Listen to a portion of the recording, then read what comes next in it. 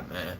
I feel like if we want to save the rest of these children, you feel me? If we want to offer solace and some type of protection for these single moms, men can come together.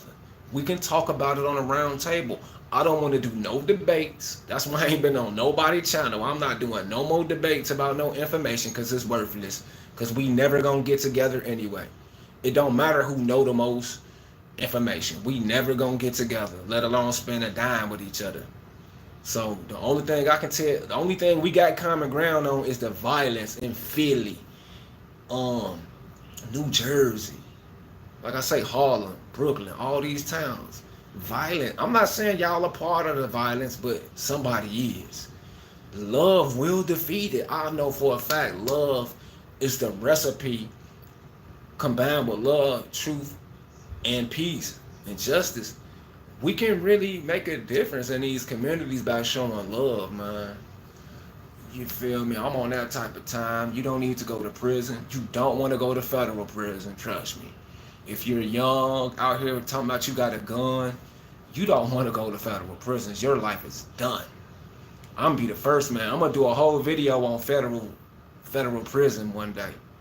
All that, jaw jacking and talking, you do not want to go to federal prison.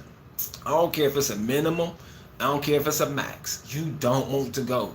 You gonna understand what it's like to lose and be, in a compromising situation if you go to the feds, fam. Don't want to go there. You don't want to go to the state prison either. But you go to the feds, your life is done. Especially if you get like a real violent felony. Your life is done if you go to the feds. So I'm going to help you prevent going to the feds. I'm going to help you prevent going to the graveyard. I'm going to help you to not deal with the mental health of hurting somebody.